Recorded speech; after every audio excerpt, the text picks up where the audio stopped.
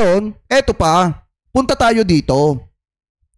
Kung titingnan nyo mga kababayan, nagbigay ng pahayag si Vice President Sara Duterte sa pagdinig ng Senado ngayon kaugnay sa pag-aresto sa kanyang ama na si dating Pangulong Rodrigo Duterte.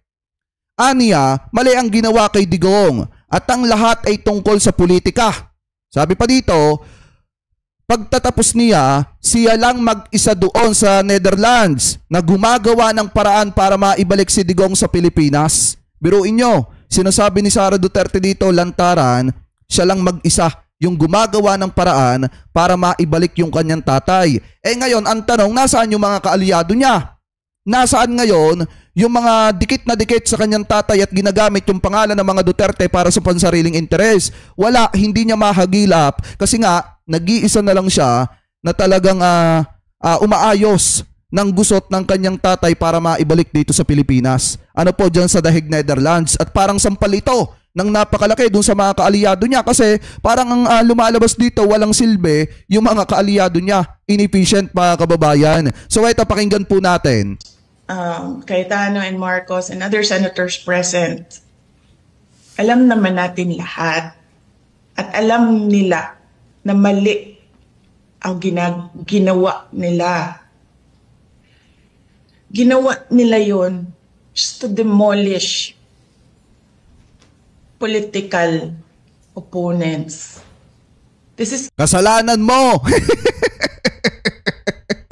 Kasalanan mo. Kung hindi ninyo pinangarap na patalsikin na maaga ang presidente at hindi nyo ginulo ang gobyerno ni PBBM, eh di sana pinurtektahan pa kayo ng presidente at hinayaan na wag i-implement yung arrest warrant kay dating Pangulong Duterte. Eh ang problema kasi mga kababayan, maaga silang nangarap ng gising na maging presidente etong si Sara Duterte. Yan ang katotohanan dyan. It's all about politics. The administration is using government resources, the ICC, to demolish the opposition. Wala na tayong argument. Mali ang ginawa. Ang tanong ngayon, ano ang gagawin natin para maibalik ang dating Pangulo sa Pilipinas? O kahit sila, yan yan ang sinasabi ko sa inyo mga kababayan. Kahit maghearing pa ng 100 hearing dyan, si Senator Amy, kahit magpatawag pa siya ng napakaraming eksperto, gaya ng sinasabi niya, pagdating sa konstitusyon, hindi na maibabalik si Duterte sa Pilipinas. Pahirapan na. Diba mga kababayan, wala na magagawa. Tama yung sinabi ni Bongo, useless na kasi nasa The Hague, Netherlands na etong si dating Pangulong Duterte. Eh, ano yung ibig sabihin nito? Nag-aaksaya lang ng pera ng mamamayang Pilipino etong si Senator Amy. Kasi nag-iisa ako ngayon dito yan, gumagawa ng paraan para maibalik ang ating dating Pangulo sa ating bayan. Saklap, no? Saklap, no? Hanggang ngayon pala isipan pa rin sa akin, sino ba kasi yung Sino ba kasi yung anak ni dating Pangulong Duterte na hindi man lang nag-isip nung pinababalik yung kanyang tatay para dun sa kanilang mga pinatatakbong senador? Diba? Sino kaya yun? Hanggang ngayon pala isipan pa rin sa akin yung sinasabi ni Sian Gasa kung sino ba sa mga anak ni dating Pangulong Duterte yung nagsabi na kapag ka hindi ka bumalik ng Pilipinas, ano na lang sasabihin ng mga taong naniniwala sa atin? Malaki ang impact nito dun sa mga senators natin na tumatakbo. Mas inisip pa yung politika kaysa po dun sa kanyang ama. Kaya naaresto yung kanyang ama dito sa Pilipinas. So sino kaya yun? Dapat yun ang sinisisi nyo. Yung mga taga-suporta ni dating Pangulong Duterte, dapat yun ang sinisisi ninyo, wag ang gobyerno ni PBBM. Kasi sa totoo lang mga kababayan, kung hindi naman kasi maagang nagmangarap itong mga ito na maging presidente etong si Vice President Sara Duterte, hindi naman hahantong sa ganyan lahat. Eh ang problema kasi naging masyadong ganid sila sa kapangyarihan. Yung isang bagay na alam naman nila na may nakaposisyon na, gusto pa nilang panghimasukan. 'Di ba mga kababayan, ayaw nilang hintayin na matapos yung 6 na taon ng presidente ni PBBM bago siya tumakbo. Kung talagang mahal siya at gusto siya ng sambayan ng Pilipino, magiging presidente siya pagdating ng 2028. Bakit kailangan niya pa na mangarap ng maaga na maging presidente at patalsikin ng sapilitan etong si PBBM? Kaya ang lahat ng ito na nangyayari ngayon, kasalanan po nila. Kasi maaga silang nag-ambisyon na maging presidente etong si Sara. So ngayon, punta naman po tayo, yan, dito sa sinabi ni Bongo, mga kababayan, na useless hearing na itong ginagawa ni Senator Amy. Wala na ito, mga kababayan. Kumbaga wala na silang magagawa kahit pa mag-hearing sila ng napakahabang hearing o kahit pa ulit-ulitin pa nilang gawin yan. Nasa The Hague, Netherlands na itong si dating Pangulong Duterte. Sabi nga dito, mga kababayan, no, sa Pinas News, useless hearing to late the hero. Manghang na pahayag ni Bongo, mga kababayan, dun sa hearing ni Senator Amy Marcos mismo. So ito, pakinggan natin. Paano at bakit tayo umabot sa ganitong sitwasyon? Meron naman tayong umiiral na hustisya sa bansa. Meron naman tayong sariling mga batas at korte. Bakit pinayagan po ng gobyerno na nakipin po ang isang Pilipino sa sarili nating bayan? Sabi nga ng mga nakakarami, too late the hero. Kaya kung ano man ang lumabas sa hearing na ito, si dating Pangulong Duterte ay ngayon nasa The Hague na po, Netherlands na po. Ano bang pwede pang magawa? I respect the initiative of this committee to hold the Senate inquiry. Bagamat nirespeto natin ang pagdinig na ito, sinasabi ko rin po ang aking mga hinanakit na parang... kita nyo, kahit kung ano man ang lumabas, kung ano man ang maging resulta ng hearing ni Senator Amy Marcos, wala na. Nasa The Hague, Netherlands na, etong si dating Pangulong Duterte, wala na silang magagawa. Ang kailangan nilang gawin, huwag nilang tirahin yung mga judge ng ICC. Kasi sa totoo lang, mga kababayan, etong mga ginagawang hakbang ng mga taga-suporta ni dating Pangulong Duterte, napakalaki ng sablay ng mga yan. Bakit? Yung araw-arawin nilang tinitira yung mga judges, yung mga presiding judge sa International Criminal Court, yan yung lalong makakapagpabaon kay Duterte dyan po sa International Criminal Court. Kaya nga dapat, Bongo, may magagawa ka pa. At etong si Amy Marcos kaysa mag-hearing sila dyan. Kausapin ninyo, i-meeting ninyo yung mga taga-suporta ni dating Pangulong Duterte na kumalma lang. Huwag masyadong pairalin yung galit kasi pagka pinapairal nila yung galit nila, nawawala yung laman ng utak nila. Hindi ko naman nilalahat, mga kababayan, at hindi na sila nakakapag-isip ng tama. May magagawa pa kayo, patahimikin nyo yung mga taga-suporta nyo at kausapin nyo na yung ginagawa nila lalong makakapagpadiin kay Duterte. Too late na po. Walang problema sa akin mag-hearing kahit araw-araw po. Pero tanong, may babalik nyo pa ba si Tatay Digong? Diba? Yan ang tinatawag ko na too late the hero na po. Useless lahat ng hearing na ito kung hindi na po may babalik si Tatay Digong. Diba? Ano pa ang silbi ng hearing ni Senator Amy? Kahit, sabi ko nga sa inyo kanina, kahit mag-imbita pa siya dyan ng napakaraming eksperto, kahit mag-hearing pa siya dyan ng araw-araw, useless na. Wala na silang magagawa. Kasi nasa The Hague, Netherlands na itong si dating Pangulong Duterte. Diba? Tama naman. Yung sinabi ni Senator Bongo, totoo yan. Yan yung real talk. Ika nga, mga kababayan, real talk dito, itong si Senator Amy, kasi hearing niya po yan, committee niya po yan, siya po ang nagsagawa ng hearing na yan. Kaya nga itong sinabi ni Bongo, kung tutuusin, sa plato sa kanya eh. Nagsagawa pa siya ng hearing, wala namang magagawa yung hearing na yan para mapabalik at mapauwi itong si Duterte sa Pilipinas. Diba? So ngayon, ipagpatuloy pa natin. Pakiusap ko lang, kung kaya niyo po siyang dalayin doon, in less than 1 day, sa loob po ng 13 na oras, dapat kaya nyo rin po siyang ibalik dito sa lalong madaling panahon. Dahil nangungulila po ang Pilipino at hindi kayang tanggapin ang nangyari sa kanya. Kayo lang! Bilang isang mambabatas, nandun ako sa NAIA nung lumapag ang eroplanong sinasakyan ni dating Pangulong Duterte. Hindi po ako pinayagang makapasok. Kasama ko po ang kanyang mga doktor dahil may scheduled medical check-up po siya sa March 12. You may check the records po. Importante, masiguro ang kanyang kalusugan dahil 80 years old na po ang dating Pangulo. Pero mukhang hindi ito naisa. Eto, take note ha, yung nangungulila kay dating Pangulong Duterte, hindi ang sambayan ng Pilipino. Kasi pag sinabi mong sambayan ng Pilipino, lahat ng mamamayan, hindi, kayo lang. At yung mga taga-suporta niya, yung nangungulila sa kanya. alang-alang po ng otoridad dahil hindi siya pinayagan na mapunta sa ospital, hindi nadala ang kanyang mga medisina. Alam niyo po, ako ang nagpapadala ng medisina niya sa bahay niya. Linggo-linggo po yan. Dahil yan po ang pinangako ko sa kanya noon, bagamat hindi na po siya nakikialam sa akin sa politika. Pero sa kanyang medical, ay yan ang pinangako ko sa kanya na hindi ko siya pababayaan habang buhay. 27 po ang kanyang gamot. Sana po ay maibigay rin ang kinakailangang gamot at medical attention sa kanya habang nasa ibang bansa. Dahil karapatan naman po ito ng bawat tao. Constitutional right po natin yan. Oh. Sanay po siya na merong nurse, sanay po siya na may doktor na nag-aasikaso sa kanya. Naikwento nga sa akin ni Atty. Oy, Bongo, sabihin mo ulit, nadapak si Duterte dun sa aeroplano. Mijaldea, na noong unang bumisita siya sa detention cell, ay nakapaa siya dahil hindi po na naipasok ang kanyang mga gamit.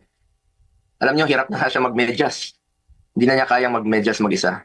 Ah. At ngayon, it took Atty. Mijaldea several days bago maipasok yung mga kagamitan na kailangan ni Tatay Digong. Mahirap talagang kanyang sitwasyon ngayon na nakadetain.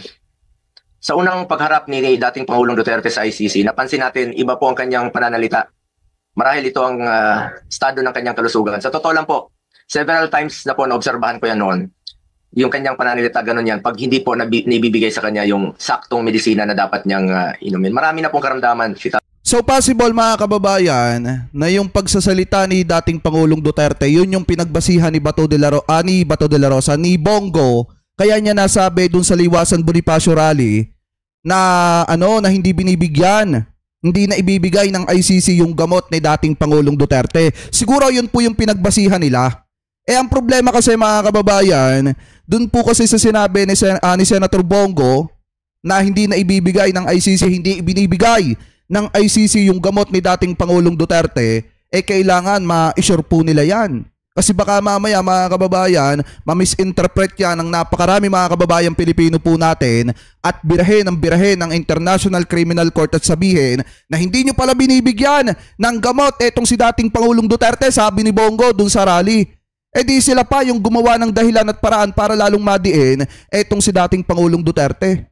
Di ba mga kababayan? Kasi nga sa sobrang pagka-war freak no kanya mga taga-suporta, tapos ginagatungan pa ng mga ganyang klase ng salita, talagang inaaraw-araw na magko-comment sila ng puro hatred dun po sa pages at saka sa YouTube ng International Criminal Court dahil nga dito sa binitawang salita ni Bongo mga kababayan na paninira laban po sa International Criminal Court. Saan ka ba naman nagkatala? Sabihin mo sa harap ng maraming tao, hindi ibinibigay ng ICC yung gamot ni dating Pangulong Duterte. Maliwanag nga, kita nyo naman yung pag-aalaga ng International Criminal Court kay dating Pangulong Duterte na kung saan ikinukonsider nila yung kalagayan niya. Kaya nga pinayagan na lamang po siya na umattend via Zoom dun sa kanyang first appearance tapos sisiraan pa ng mga taga-suporta niya. Tatay Digong. Sino ba namang 80 years old na walang gamot na iniinom at walang karamdaman? Yun po ang aking kinakatakot sa ngayon, ang kanyang kalusugan at ang kanyang kaligtasan. Thank you hindi po ko sa po inyo. maintindihan bakit hindi pinayagan ng mga pulis ang doktor na makita siya. Okay na po ako, hindi niyo po ako pinapasok. Ilang beses po akong nakiusap. Pwede ba Sabi dito, pati pagkain masarap daw. Oo nga, mismong si Sarah nagsabi niyan. akong pumasok, sumunod? Pinababa nga ako sa sasakyan eh. Hindi po ako pinapasok doon sa Villamor Air Base. Pero nakiusap po ako na unahin na lang po yung doktor niya at yung ambulansya. Lahat naman may constitutional right to seek medical attention when needed. Lahat ng Pilipino, dating presidente man o normal na mamamayan, lahat ay may karapatan na masiguro ang kalusugan at kaligtasan. Nakakalungkot na isang bagay na ating ipinaglaban para sa Pilipino, hindi maibibigay po sa dating Pangulo na minamahal ng marami. Ganyan ba po ang dapat na trato sa taong minahal ang bayan at minahal din ng taong bayan? Madam Chair, mataas po ang aking respeto sa kapulisan. Lalo na po sa mga babae, mataas po ang aking respeto sa kanila. Noong nakaraang administrasyon, nanumbalik ang respeto ng ating mga kababayan sa kapulisan. Taas noo po ang ating kapulisan, ang ating mga sundalo. As its highest ang respeto sa PNP. Inuna na... Ito mga kababayan correct lang natin si Senator Bongo. Sabi niya, noong nakaraang administrasyon daw po nanumbalik ang tiwala ng mamamayang Pilipino sa ating mga kapulisan. Mali po sila dyan. Kasi unang-una mga kababayan, mas lalong nalugmok at nasira ang imahe ng ating mga kapulisan nung panahon po ng dating administrasyon. Kasi nga, sunod-sunod ang mga kababayan Pilipino po natin ang naiitumba noong mga panahon na yon. Lalo na kung matatandaan nyo mga kababayan, yung issue ni Nuesca. Alam nyo yon? Yung nagtumba ng magnanay ata or maglola. Doon mga kababayan sa puntong yung panahon ni dating Pangulo yon. Marami mga kababayan sa mga Pilipino natin ang nadismaya sa mga kapulisan nung panahon pong yon. Kasi nga, mayroon naman tayong sinasabi mga kababayan na kapag kasalanan ng isa, kasalanan ng lahat. Kapag ka nadungisan ng isa yung kanyang uniforme, nadadamay pati yung iba. Ganon po yung nangyari doon nung panahon ng administrasyon ni dating Pangulong Duterte. Kasi nga, etong si Nuesca mga kababayan, marami ang sumimpatsa dun sa magnanay or maglola na itinumba po niya. At hindi lang yon mga kababayan, may mga naging issue din dati na mga kapulisan na nasasangkot po sa gulo. Especially mga kababayan, doon po sa war on drugs ni dating Pangulong Duterte. Marami po talaga dyan ang mga pulis na nasira yung imahe. Dahil po sa maling pulisiya ng dating administrasyon. Mali yung sinasabi ni Bongo na nanumbalik ang tiwala ng ating mga kababayan sa ating mga kapulisan ng panahon ni dating Pangulong Duterte. Ngayon, maniniwala pa ako na sa panahon ngayon na numbalik ng matindi ang tiwala ng ating mga ng ating mga kababayang Pilipino sa ating mga kapulisan, kasi ipinapakita ng ating mga kapulisan na kahit big fish ka pwede kang pagbayarin at arestuhin ng PNP. Sa ngayon maniniwala pa ako, pero yung sinasabi ni Bongo, sablay ito mga kababayan. Namin ang pagtaas ng sahod ng uniform personnel dahil alam namin kung anong sakripisyo ninyo para sa bayan.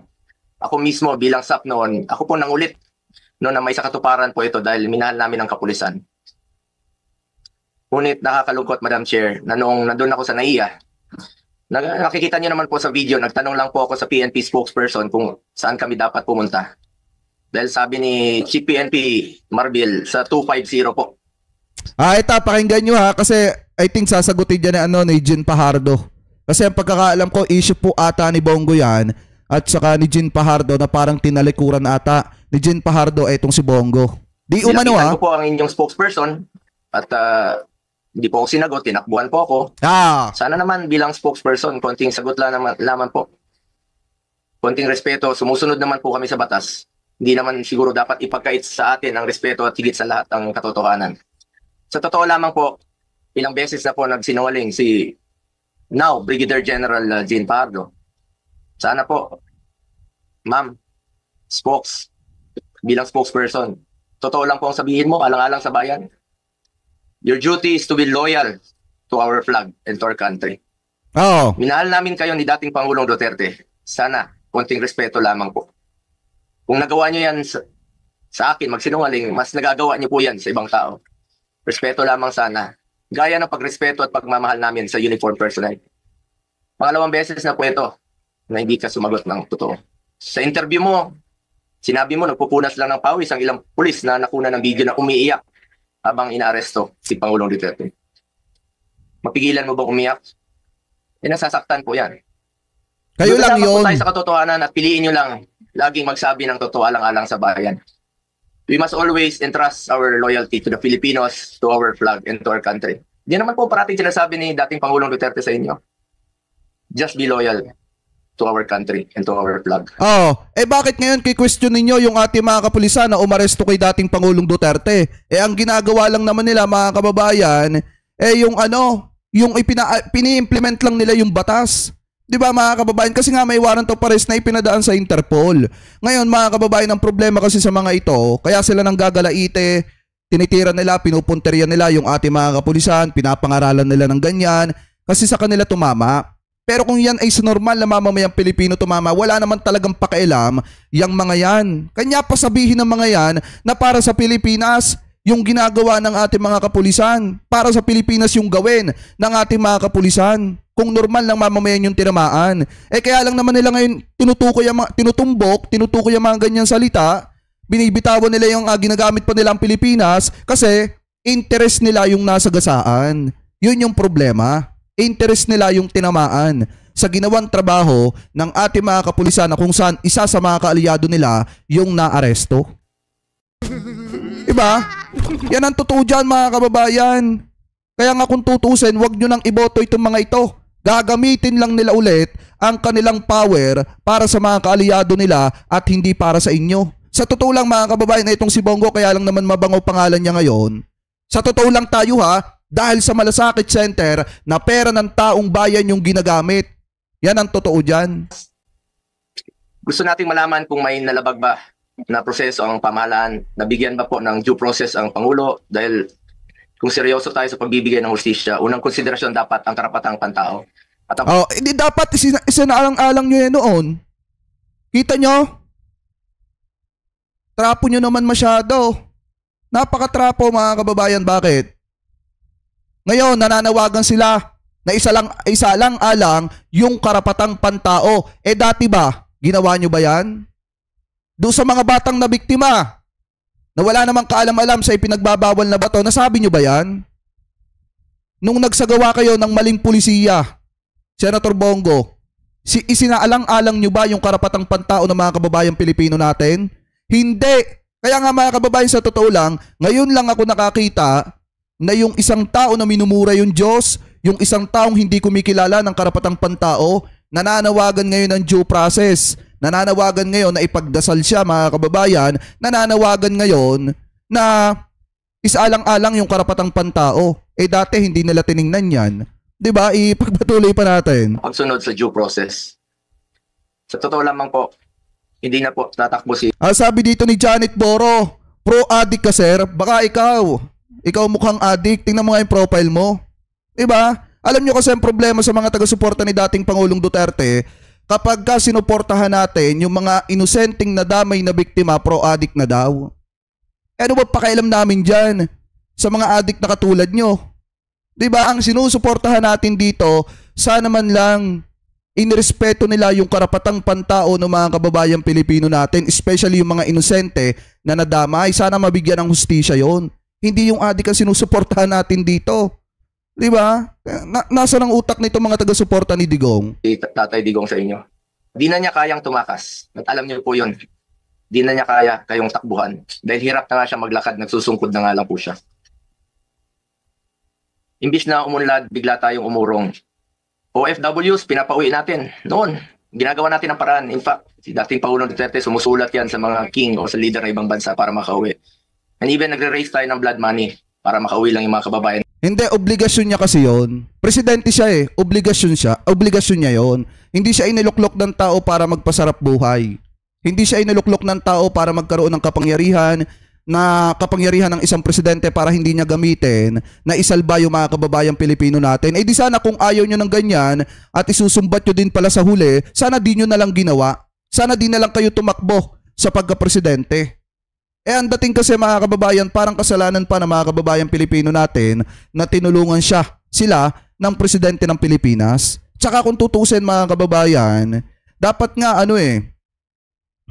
magpasalamat pa sila sa taong bayan, sa mga kababayang Pilipino natin, kasi masasarap ang buhay nila ngayon dahil sinuportahan sila ng mga kababayan natin. Totoo yan. Totoo po yan. Hindi nila pwedeng isumbat yung ginawa nilang tulong sa taong bayan. Kasi ang laki ng itinulong sa inyo ng sambayan ng Pilipino. Nagkaasit kayo, nagkaari-arian kayo, naging tanyag kayo sa politika dahil sinuportahan nila kayo. 'Di ba? Sinuportahan namin kayo. Natin. Pero bakit baliktad niya? Bakit isinuko po ang sarili nating lahi? Hindi ko lubusang matanggap na siya ay nililiti sa ibang bansa gayong siya ay isang Pilipino. Samantalang mayroon naman tayong maayos na judicial system sa ating bansa na nirerespeto. Kasarinlan yan bilang isang bansa. May sarili tayong batas, may sarili tayong proseso, may sarili. Ngayon, kilala nila yung batas. Nung panahon nila, mga kababayan, wala silang pakialam sa batas. Tayong korte at may kakayahan tayong panagutin ang sinumang nagkakasala sa ating bayan. Madam Chair, this is now a matter of principle, justice, and humanity. Hindi ba't may sarili tayong sistema ng hustisya? Kapag may Pilipinong nagkasala, dapat tayo po ang husga. We must protect our citizens and we must stand as one. Dagdag pa dito, Madam Chair, mula noon hanggang ngayon, naninindigan naman po si Solicitor General Minardo Guevara na walang jurisdiction ng ICC sa ating bansa. Kung consistent po ang gobyerno sa posisyon na ito na hindi kilalanin ang jurisdiction ng International Criminal Court. Sabi dito, bias ka, vlogger ka, demonyo ka ba? Hindi, ang alam ko kasi doon sa demonyo, yung nagbumura ng Diyos eh. Yun ang alam ko Tsaka yung nag-uutos na itumba yung mga Pilipino. Yun ang alam ko sa demonyo. Bakit hinayaan po nitong ma-implement ng warrant of arrest ang Interpol mula sa isang korte na hindi naman natin kinikilala? Kung wala naman talagang jurisdiction at may warrant of arrest ang Interpol o ICC, sana binigyan muna ng pagkakataon. Hindi kasi mga kababayan, sa totoo lang, ang Pilipinas naman talaga miyembro ng ICC. Masyado kasing obvious yung ginawa ni Duterte para isalba yung kanyang sarili. Nung inalis niya sa panahon niya ang Pilipinas bilang miyembro ng ICC. Masyadong obvious, siya din yung gumawa ng paraan para mapaalis ang Pilipinas sa International Criminal Court. May intindihan pa sana natin yung salita nila ng kampo nila na walang jurisdiction ng ICC dito sa Pilipinas kung ibang presidente sana yung gumawa para mawala tayo sa ICC. Kaso ang problema, si Duterte din ang gumawa noon para mawalan ng jurisdiction ng ICC dito po sa ating bansa. Ang problema, may Interpol. Diba mga kababayan? Ng gobyerno through the proper authority like judicial court na i-verify o suriin ang validity ng arrest warrant. Ang issue na ito ay hindi lamang para kay Pangulong Duterte. Ito ay mahalagang usapin sa soberanya ng Pilipinas ang nakataya dito. Alang-alang sa ating mga bayaning nagbuwis ng buhay upang makamit lang ang ating kalayaan. Alang-alang sa ating ngayon na patuloy na inaalagaan ang ating soberanya upang ang ating mga anak at mga anak ng ating mga anak ay mamumuhay ng isang bansa na malaya at irespeto ng ibang bansa. Kita nyo, ang init ng issue ng soberanya ngayon, no? Samantalang nung West Philippine Sea ang pinag-uusapan, yung teritoryo ng Pilipinas ang pinag-uusapan, tahimik silang lahat. Yon, partida. Soberanya ng Pilipinas yung pinag-uusapan doon. Pero tahimik silang lahat. Ngayong si dating Pangulong Duterte ang nahaharap sa matinding issue, gamit na gamit ang soberanya ngayon, mga kababayan. Ang bawat Pilipino, mataas o mababa man ang katayuan sa buhay, dapat may gobyernong masasandalan na hindi siya pababayaan. Former president man o hindi, karapatan yan, lalo na po pagdating sa kanyang kalusugan, kaligtasan at buhay. Sa huli, bagamat andon si Tatay Digong na buong tapang na hinaharap ang kasong isinampa sa kanya, tulad ng kanyang paulit-ulit na ipinangako, napakasakit po sa dibdib na pagkatapos niya isakripisyo ang kanyang sarili para sa kinabukasan ng ating mga anak at ng bawat Pilipino, ni isang Pilipino ay hindi huhusga sa kanya. Imbis na ibigay sa Pilipino ang paghusga sa mga ginawa ni dating Pangulong Duterte na paglaban sa droga at kriminalidad, sadly, hindi po ganun ang nangyari. Ayan, mga kababayan ha, maliwanag yung mga sinasabi dito ni Bongo na kasinungalingan. Isa lang yung tinamaan niya dito eh. Yung sinabi niya na kahit maghiring sila na maghiring ng paulit-ulit mga kababayan, hindi na nila maibabalik pa itong si dating Pangulong Duterte sa bansang Pilipinas. Wala na silang magagawa. Ibig sabihin, sampal ng matindi yun kay Senator Amy. Kasi nga naman, kahit ulit-ulitin ni Senator Amy yung paghihiring niya, wala na silang magagawa. Si Duterte ay nakakulong na sa International Criminal Court at lilitisin na pagdating ng Setyembre. So wala na silang magagawa para dyan. Ang magagawa lang nila mga kababayan, hilingin nila sa Panginoon na magbalik loob sa Diyos itong si dating Pangulong Duterte. Yan lang po magagawa nila.